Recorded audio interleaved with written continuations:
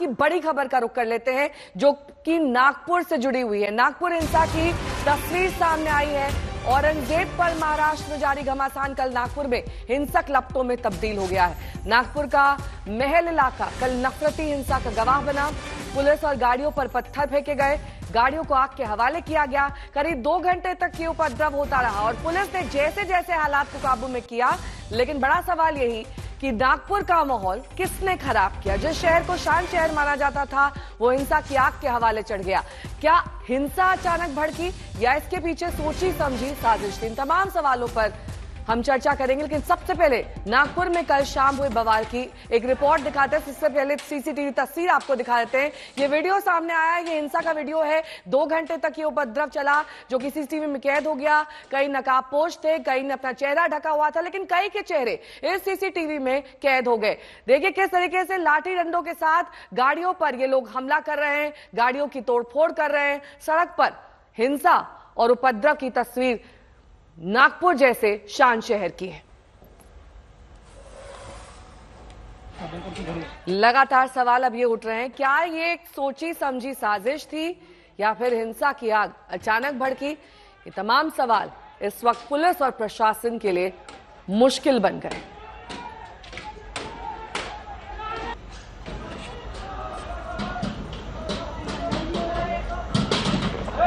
योगेश पांडे मेरे सहयोगी जुड़ गए हैं तमाम जानकारी के साथ। योगेश, हिंसा के बारे में क्या पता चल रहा है? क्योंकि ये जो उपद्रवी है काफी देर तक बवाल मचाते रहे, क्या वहां पर पुलिस मौके पर पहुंची वक्त रहते या फिर काफी डिले हो गया जिसके चलते इतना नुकसान हुआ? जी जरूर। देखिए, कल जो नागपुर में हिंसा फैली थी उसके बाद इसने ताबड़तोड़ एक्शन लेके 47 लोगों को हिरासत में लिया है। उस पूरे हिंसा के मामले में लगातार सीसीटीवी सामने आ रहे घटना के। हमने देखा किस तरीके से उपद्रवी जो है वो लोगों के घरों पर पत्थर मार रहे, गाड़ियों को जला रहे, तोड़फोड़ कर रहे। लगभग 2.5 से 3 घंटा नागपुर में कल यह हिंसा का दौर चला, जिसके बाद पुलिस पर भी पथराव किया गया। आंसू गैस के जो गोले हैं वो जवाबी कार्रवाई में नागपुर पुलिस द्वारा दागे गए। लाठीचार्ज किया गया। हालात बेकाबू होते देख यहाँ पे रैपिड एक्शन फोर्स पुलिस की अतिरिक्त बल जो है वो तैनात किया गया था। लेकिन इस पूरे मामले पर अब राजनीति भी शुरू हो गई है। यहाँ के जो स्थानीय विधायक है, मध्य नागपुर का ये इलाका आता है जहाँ राष्ट्रीय स्वयंसेवक संघ का मुख्यालय भी है।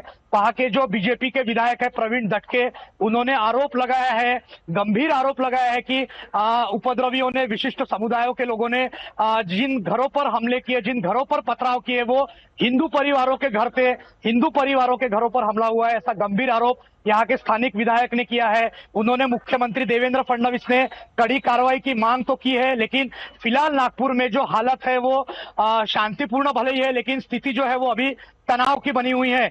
इस समय नागपुर में पुलिस द्वारा आज सुबह पहर से ही भारतीय नागरिक सुरक्षा संहिता की धारा 163 के अंतर्गत यहाँ पर कर्फ्यू जो है वो लगा दिया गया है।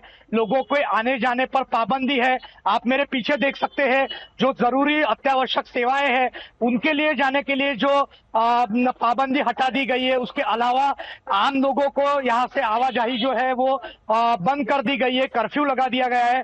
5 से ज्यादा लोगों को एक साथ इकट्ठा आने पर मनाही की गई है। लगातार पुलिस जो है वो अनाउंसमेंट कर रही है कि 5 से ज्यादा लोग इकट्ठा ना हो। हम मेरे पीछे देख सकते हैं, लगातार पुलिस जो है जिस जगह पर हिंसा हुई थी वो जगह को छावनी में तब्दील कर दिया गया है। अभी लगातार जो कार्रवाई है पुलिस की वो चल रही है। नागपुर पुलिस कमिश्नर द्वारा बताया गया है कि 47 जो हुड़दंगी है, हिंसा करने वाले लोग हैं, उन्हें चिन्हित कर लिया गया है, उनको हिरासत में लिया गया है और आगे भी कार्रवाई चल रही है।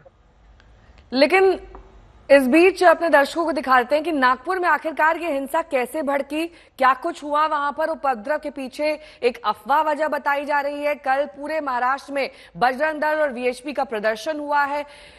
संभाजी नगर से औरंगजेब की कब्र हटाने को लेकर यह प्रदर्शन किया जा रहा था। ये लंबे समय से बवाल चला आ रहा है। प्रदर्शन के दौरान औरंगजेब का पुतला जलाया गया और पुतले को हरी चादर से ढककर जलाया गया। ये तमाम चीजें इस प्रदर्शन के दौरान हुई और पुतला जलाने का वीडियो अफवाह के साथ वायरल हो गया।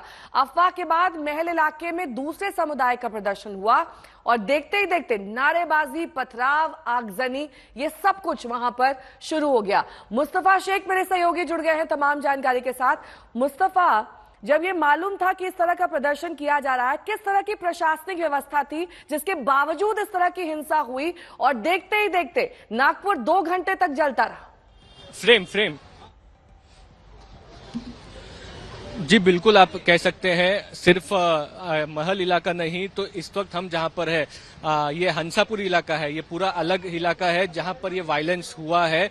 वायलेंस सुनील गुप्ता जी हैं जो आप देख पा रहे हैं, जिनका पीछे घर है, इस पर हमला हुआ। उससे पहले सिर्फ आपको दिखा देंगे कि ये जो शार्प वेपन है, ये आप छुरी के जैसा जो शार्प वेपन देख पा रहे हैं, ये गाड़ियां जली हुई है। तो जो लोग आए थे, 300-400 लोग हंसापुरी में लोग आए थे, वो अपने आप को ढके हुए थे। उसके बाद इस तरह के जो आप कह सकते हैं कि हथियार है वो उनके हाथ में थे।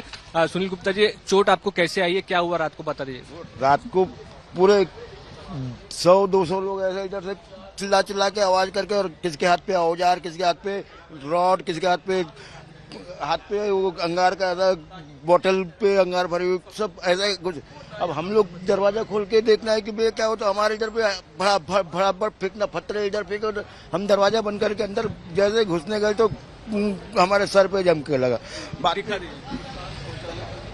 बात हाँ, और बात पे पूरी गाड़ियां जला दी हमारे यहाँ की। हम लोग इतना ऊपर से घबरा, तो ऊपर पत्थर फेंक के मारे। पुलिस को आपने बुलाने की कोशिश की? पुलिस को बहुत, हमने नहीं, पूरे मोहल्ले के लोगों ने पुलिस को फोन किए, 3-3, 4-4 बार फोन किए, लेकिन उनने आने का क्या आई नहीं। आधे 1 घंटे पूरी पिक्चर खत्म हो गई। उसके बाद पे उधर से पुलिस आ रही, जब तक कि उन लोग आधे से ज्यादा निकल गए। एक भी जन हाथ पे नहीं आया, सब मार पीट करके सब निकल गए। ये एक गुप्ता जी का घर था जिसपे हमला भी करने की दंगाइयों ने कोशिश की है। दूसरा उसके सामने एक घर है जिसका वीडियो भी सामने आया हुआ है। ये क्लिनिक भी है और यहाँ पर आप देखेंगे इस घर में कि ये देखिए दरवाजा जो है वो तोड़ा गया था। ये दरवाजा तोड़ा गया, इसके बाद जो दंगाई है वो अंदर घुसे हैं और इसके बाहर भी जो टेबल जला हुआ है वो आप यहाँ पर देख सकते हैं। तो पूरी तरह से आप कह सकते हैं कि जो स्थिति इस वक्त दिखाई दे रही है नागपुर में वो एक शांति है, लेकिन एक हादसे की बाद की जो शांति होती है वो है। लोगों के मन में कई सवाल है, कोई 50 साल, कोई 60 साल से इस इलाके में रह रहा है, जो हुआ उसमें हमारा क्या कसूर था, ये सवाल लोगों के मन में एक तरह से आपको देखने को मिल रहा है। और दूसरी बात यह कि जिस तरह की डर जो उस वक्त महसूस किया होगा इन लोगों ने, वो वही जानते हैं कि पुलिस को बुला रहे थे, पुलिस टाइम पर पहुंच नहीं पा रही थी। और ये देखिए सीसीटीवी फुटेज, ये आप देख सकते हैं, ये जो नाइफ है ये, और ये कहीं ना कहीं ऑर्गेनाइज कर लोग आए होंगे। इतनी भीड़ एक साथ जमा नहीं हो सकती है। पुलिस इस वक्त आप कह सकते हैं जो है वो यहाँ पर कर्फ्यू लगा हुआ है, ये बात बता रही है, भीड़ जमा न करे इस बात को बता रही है। और कहीं ना कहीं ये यहाँ के जो लोग हैं उन्होंने कहा है कि ये आप कह सकते हैं कि निकले नहीं, गाड़ियां मत हटाइए, जो लोग हैं उनको गिरफ्तार करें। ठीक है, मैं लौटूंगी आपके पास मुस्तफा। नागपुर हिंसा में अब तक क्या कुछ हुआ है, आइए आपको दिखा देते हैं कि हिंसा दरअसल कैसे भड़की। थाना क्षेत्रों में करीब ऐसे 10 थाना क्षेत्र हैं जहां पर कर्फ्यू लगा दिया गया है। 25 से 30 पुलिसकर्मी जख्मी बताए जा रहे हैं। 30 दोपहिया वाहन फूके गए हैं, 3 कारें फूकी गई हैं और 60 से 65 उपद्रवी हिरासत में लिए गए हैं। कहां कहां कर्फ्यू लगा है? कोतवाली, गणेशपेट, लकड़गंज, पचपावली, यशोधरा नगर, कपिल नगर, शांति नगर, शक्करदारा, नंदवन और इमामवाड़ा। इसके अलावा कोतवाली, गणेशपेट, ये तमाम वो इलाके हैं जहां पर कर्फ्यू लगा हुआ है। सुबह 7 से 9 बजे बेहल इलाके में शिव महाराज की जयंती का कार्यक्रम था। तनाव क्यों हुआ? दोपहर 12 बजे हिंदू संगठनों और औरंगजेब का पुतला जला दिया गया। अब इसके बाद शाम 5 बजे महल इलाके में मुस्लिम युवक इकट्ठा हो गए। शाम 7 बजे मुस्लिम युवकों की नारेबाजी हुई, पुलिस पर पथराव किया गया। इसके साथ ही आपको यह बता दें कि शाम 7:30 बजे हिंसा भड़क गई, कार बाइक को फूंक दिया गया और फिर पथराव की स्थिति पैदा हो गई। तो ये सब कुछ चलता रहा लगभग 9 बजे रात्रि तक। उसके बाद वहां पर पुलिस ने उपद्रवियों को काबू में किया। मुस्तफा शेख मेरे सहयोगी जुड़े हुए हैं तमाम जानकारी के साथ। मुस्तफा, जब वहां पर पहले से ही फ्लैग मार्च था, एक जुलूस निकाला जाना था, उसके बाद पुतला दहन कर दिया गया, क्या वहां पर पुलिस और प्रशासनिक व्यवस्था जो थी वो एक तय सीमा तक थी और उनको अंदाजा नहीं था कि अचानक वहां हिंसा भड़क जाएगी? तो ये सब कुछ कहीं ना कहीं लापरवाही भी दर्शाता है।